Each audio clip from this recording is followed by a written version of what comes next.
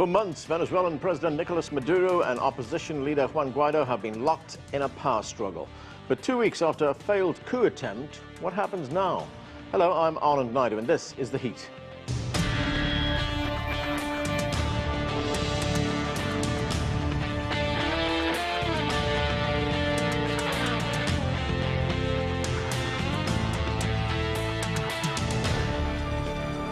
Venezuela faces mounting international pressure with its economy in a downward spiral that its government has been unable to reverse. In January, opposition leader Juan Guaido declared himself the country's rightful president, accusing President Nicolas Maduro of rigging elections. Then in April, Guaido called on the entire country and the military to overthrow Maduro and failed. More than 50 countries recognize Guaido as the country's legitimate president as Venezuela faces economic despair. An estimated 3 million Venezuelans have left the country because of shortages of food, water, electricity, and medicine. Our first guest worked for the late President Hugo Chavez and the current elected President Nicolas Maduro. Temir Porras served as the Deputy Minister of Foreign Affairs during the Chavez government and later became Chief of Staff for Maduro. He joins us right here in our Washington, D.C. studios. Thanks so much for being with us. Well, thank you very much for having me, Anand. A very grave situation in Venezuela right now. It seems to be something of a standoff between the President, Nicolas Maduro, and the opposition leader, Juan Guaido. How is this going to be resolved? It can only be resolved through a sovereign Venezuelan solution, if you will. A political solution that leads all the different political factions inside the country to agree on a solution, a resolution of the crisis. The problem today is that the option that's on the table, Mr. Guaido's Guaido's self-proclamation as president, interim president of Venezuela, is not satisfactory for the different factions. It's got strong resistance from the Venezuelan military, and it's got also strong resistance from the Chavista movement that is wider than just Maduro's government. So today we need to have some sort of negotiation inside the country for the different factions to agree on a way out of the crisis, because, as you mentioned, the country is undergoing a severe economic crisis and a dire humanitarian situation. So we really need to focus on that political solution. There are currently talks underway in Norway between representatives from the government and from the opposition. What do you know of those talks? Well, these talks have not been confirmed. I know about the efforts of the Norwegian government in bringing, the different parties together, and I think it's very positive if they're doing so. I think that in addition to that, there needs to be again some additional effort inside Venezuela, because this is trying to bring together the two leaders of the competing factions. But you also need an internal effort to give a political and social backing to such an agreement. And all the efforts inside the country of bringing the different political forces. Venezuela is a very divided society, and it's also fragmented politically. So it's not enough to address the two heads of the current crisis. You need to find a social and political base inside the country to back that. And most notably, you need the Venezuelan military to endorse a political solution. When you say it's divided, what are the broad contours of that division? Is it black and white, rich and poor? Well, the division goes back to the beginning of the Bolivarian Revolution, the movement of President Hugo Chavez, unleashed after 1999 when he was elected. And Venezuela was mostly divided between pro-Chavez and anti-Chavez. And yes, there was a sociological, if you will, alignment of the poorer sectors of Venezuelan society with President Chavez, and the middle classes and wealthier sectors opposing him. This situation has evolved in time because the situation in the country has deteriorated under President Maduro's leadership during the last 5 years.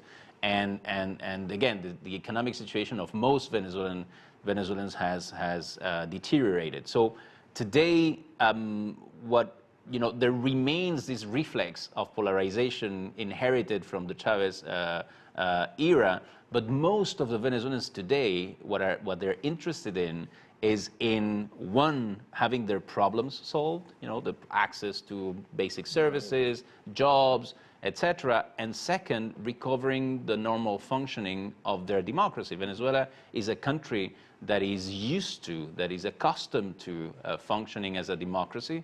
And today, in this sort of political tension, the Venezuelan institutions are under stress, and the Venezuelan democracy is not working. So I think that there is a social majority in the country that backs an agreement that basically gets the system working back again, the institutions working back again, and the politicians to take care of their problems, which are, again, the economic and social consequences of the crisis.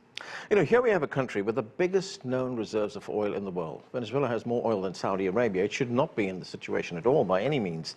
How did it end up in a situation like this? Was it mismanagement, poor governance? What caused it?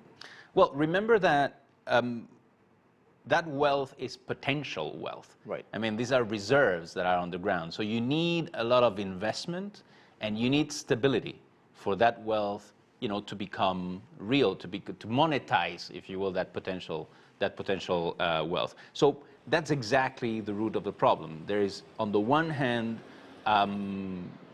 probably, irresponsibility among the Venezuelan political elites, because you need a stable country that offers legal guarantees for investors, foreign investors to come into the country. When you invest in oil, you don't do that for the next 3 or 6 months. These are long-term investments, and if you don't offer a stable country, it is impossible to sustain and to develop the oil production in time. Second, there is of course a responsibility coming from the government in its economic policies that have inadequately addressed the crisis, that the external shock that the collapse in the oil prices after 2014 generated in Venezuela. And third, there is also, if you will, a geopolitical struggle here. The U.S. government, the different U.S. governments and the current U.S. government have been extremely aggressive, with the Chavista administrations, if you will, and have been imposing sanctions also over the country that make it impossible for foreign investors to even consider, investing in the Venezuela's oil economy. So you need to get resolved the political situation inside the country. You need also the international stakeholders, as the U.S. government, to have a more reasonable approach of Venezuela. Otherwise, it will be impossible to exploit that huge oil potential. Getting back to the political stalemate, at the end of January, we had Juan Guaido who just popped up and said, "I'm the president." Well, he was actually appointed president by the National Assembly. Is there any legal basis for that? There's some confusion over that. Does he have any legal basis to say, well, I'm the interim president? No, the problem with that statement is that it makes sense for him and the people who back him. And you cannot just make a constitutional argument yourself. That's the problem. You don't have a Supreme Court making an interpretation of the Constitution saying, yes, Mr. Guaido is right. And that's exactly what happened in Venezuela. The Supreme Court does not endorse Mr. Guaido. So again, it's a very peculiar interpretation that goes back to the May 2018 elections. Mr. Guaido's supporters did not participate in that election. The election went on anyway. Mr. Maduro won that election, of course, because he had a strong opposition opposing him. This is not exactly the definition of a rigged election. It's a definition of an election that didn't deliver politically because the main opposition parties were not part of it. So the problem here is not calling that election rigged and then deciding that the leader of the opposition must be the president. It is to find a common ground to overcome the failure of the May 2018 elections, and why not reorganize elections and have an elected leadership taking over Venezuela. The problem here is, again, this faction supporting Mr. Guaido wanting to take over power without elections happening in Venezuela. So it's just a subjective judgment. elections are rigged, therefore I will be president. Yes, absolutely. And this represents the Venezuelan polarization. When you have your own interpretation of the Constitution, your own interpretation of the law, and you do not recognize the rest of the institutions, you have conflict, violence emerging, but not a democratic solution. Now, the situation, of course, has been severely aggravated by the sanctions that the United States has imposed on Venezuela, very punishing sanctions. The United States, has often been talking about all options being on the table, making these saber-rattling noises. The U.S. Secretary of State, Mike Pompeo, he's been in Russia. He's been holding talks with the Russian Foreign Minister, Sergei Lavrov. Venezuela was on the agenda, was very high up on the agenda. This is what Pompeo said during that meeting. Let's watch this. We want every country that's interfering in Venezuela to cease doing that. We want the Venezuelan people to get their democracy back. We want them to have a fair, free election, elect their own leadership, not in the way that the sham election took place with Mr. Maduro. So whether it's Iranian forces or Chinese or Cubans, the Trump administration's position is that they all need to cease having an impact in supporting Maduro and allowing the Venezuelan people not only to get their democracy back, but give them an opportunity to rebuild this country that has tremendous wealth. What do you make of that? Is that a fair statement? I mean, there's the Secretary of State talking there. At the same time, his country is imposing sanctions on Venezuela. Yeah, again, the U.S. Secretary of State saying all the countries interfering in Venezuela should stop doing so. I think he's talking about himself. The U.S. administration has been very, very involved in the current crisis, and as I have said, they have aggravated it by even mentioning the possibility of a military action in Venezuela. What you need to understand in Latin America is that there's a long history of foreign intervention and U.S. intervention, and any political option, no matter how severe the crisis is in Venezuela, and no matter how much Venezuelans want to move on, but they want to move on by making their own decisions. Right. So a U.S. government backing, a solution, or what they think is a solution, Mr. Guaido, namely, creates a lot of obstacles.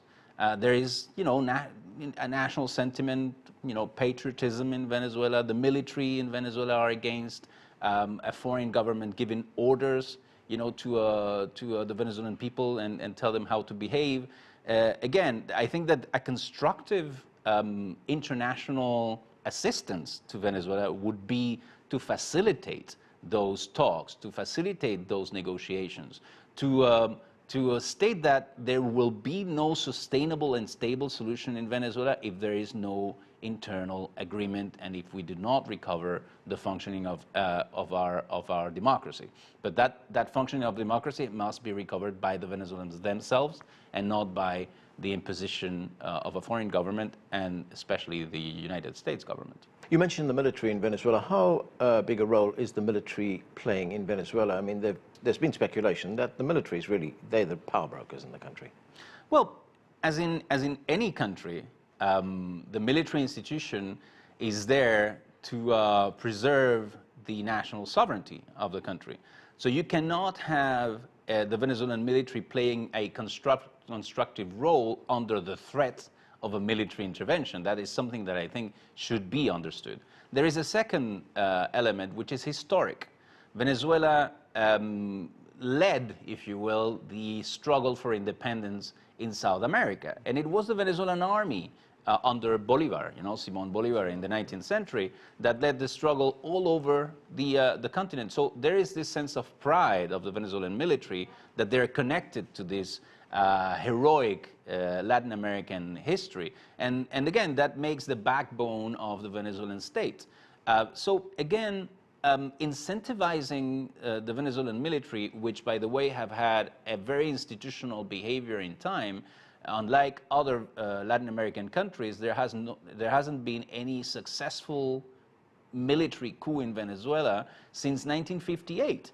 So what the Venezuelan military want is a solution they can endorse. The Venezuelan military are not used to, playing a leading role, political leading role as an institution. They are willing to endorse a viable political solution. Right. So again, the insistence, the efforts should be put into making that deal possible. Very quickly, we've got about 30 seconds left. How hopeful are you that there could be a resolution to this very quickly? I am hopeful because the situation can deteriorate even more. And most of the Venezuelan actors today acknowledge that if we do not reach that political solution, the Venezuelan society will collapse. So again, there is a high incentive, and I think that there are reasonable voices in the country advocating for that deal to happen. Temir Porras, thank you so much for joining us. Thank you for having me. We are going to take a short break right now. Next, we'll hear from both sides of the political stalemate in Venezuela and ask how the country moves forward. Stay with us, you're watching The Heat.